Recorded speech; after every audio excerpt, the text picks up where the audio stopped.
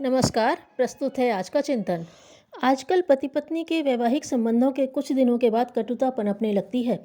कारण यह होता है कि जब पति पत्नी पर जीवन संघर्षों के थपेड़े पड़ने लगते हैं तो परस्पर दोनों में झुंझलाहट उत्पन्न होने लगती है। दोनों एक दूसरे से चिढ़ने लगते हैं और यह मात्रा यहाँ तक बढ़ जाती है कि परस्पर आकर्षण ही समाप्त हो जाता है। दोनों के बीच एक स्थायी कटुता जन्म ले लेती है और जिस सुख शांति के लिए परिवार गृहस्थी का निर्माण होता है वह कोसों दूर चली जाती है। ऐसे उदाहरण अनेक दृष्टिगोचर होते हैं जिनमें पत्नी की अदूरदर्शिता के कारण, निजी स्वार्थ, लोभ मोह के कारण और अबुद्धिमत्ता के कारण पति की प्रतिभा, उसकी कला, उसकी कार्यक्षमता नष्ट हुई है। इसका कुफल किसी एक को ही नहीं भोगना पड़ता बल्कि घर परिवार, पति पत्नी, समाज, देश, राष्ट्र सभी को भुगतना पड़ता है। वैसे यदि देखा जाए तो पति अपने कार्य में कुशलता, जीवन लक्ष्य प्राप्ति में सक्षमता तभी प्राप्त कर सकता है जब उसे अपने प्रत्येक कार्य में पत्नी का सहयोग एवं समर्थन प्राप्त होता है।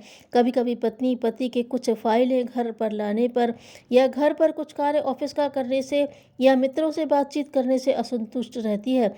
इससे पति के हृदय में पत्नी को अदूरदर्शी मानने का भाव जगता है, जिससे परिणाम स्वरूप पत्नी पति की सहानुभूति नहीं प्राप्त कर पाती। इससे कभी कभी पति नाराज होकर अधिक समय बाहर रहने लगता है।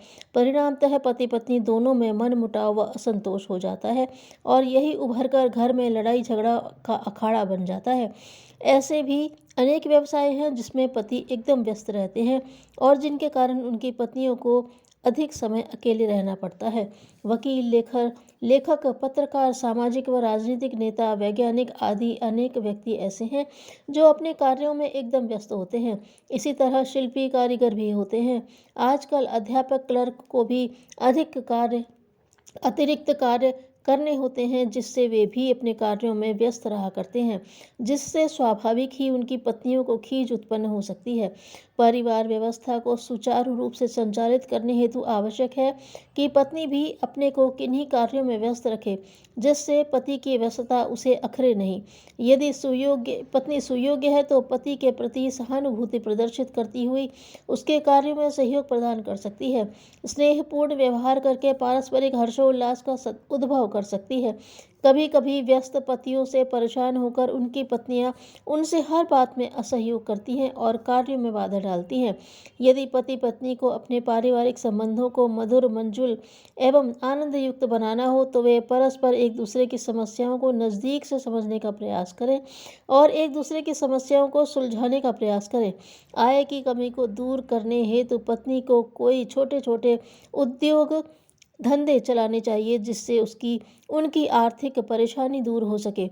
पत्नी की एक भावनात्मक आकांक्षा और आवश्यकता है पति का सानिध्य। अकारण या छोटे मोटे कारणों से दोनों परस्पर जितने दूर रहते हैं अथवा जितने समय साथ रहते हैं उतनी ही उनके बीच खाई चौड़ी होती है। इसे पाटने के लिए विशेषतया पति को अधिक सावधान रहना चाहिए। पुरुष अपना मनोरंजन अन्य साथी, मित्रों तथा क्रियाकलापों से कर लेता है, पर पत्नी के लिए तो सारे दिन कोल्हू के बैल की तरह जूते रहने के अतिरिक्त कहीं कोई उल्लास की झलक है तो पति के सानिध्य में ही है। यूँ वह घर में भी बच्चों के ननद देवर आदि के साथ हंसती खेलती रहती है, फिर भी पति के सानिध्य की आकांक्षा अपने स्थान पर अनोखी और अकेली है। उसकी पूर्ति अन्य साधनों से नहीं हो सकती। जो बहुत अधिक व्यस्त नहीं है उन्हें हाट बाजार जाते समय अपनी पत्नी को साथ ले जाने का प्रयत्न करना चाहिए। घर में रहें तब ऐसे काम सामने रहने चाहिए जिनको दोनों मिलजुल कर सहयोग से कर सकें। खाली समय को पत्नी के, बच्चों के साथ, घर के लोगों के साथ बिताने, उनके साथ हंसने खेलने या काम करने का प्रयत्न करना चाहिए। आखिर पैसा कमाना और घर चलाना ही तो एकमात्र परिवार निर्माण का उद्देश्य है। पत्नी नौकरानी नहीं है, उसकी भी कुछ अपनी आकांक्षा होती है। विवाह का उद्देश्य एक ऐसे समान स्तर के स्वजन स्नेही का सहचरत्व होता है जो उसकी क्षमता विकसित करे, स्नेह सहयोग प्रदान करे और सानिध्य लाभ देकर नीरस जीवन यात्रा में सरसता का संचार करे।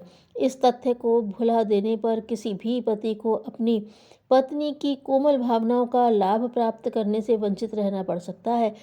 पत्नी को भी इसी प्रकार ध्यान रखना चाहिए। उसके घरेलू काम अनेकों हो सकते हैं, उन्हें यथासंभव तब तक निपटा लेना चाहिए जब तक पति घर आए। जो काम शेष रहे वे ऐसे होने चाहिए जिन्हें करते हुए पति की समीपता संभव हो सके। थोड़ी सावधानी बरतने और काम का क्रम व्यवस्थित कर देने से ऐसी सरलता पूर्वक संभव हो सकता है।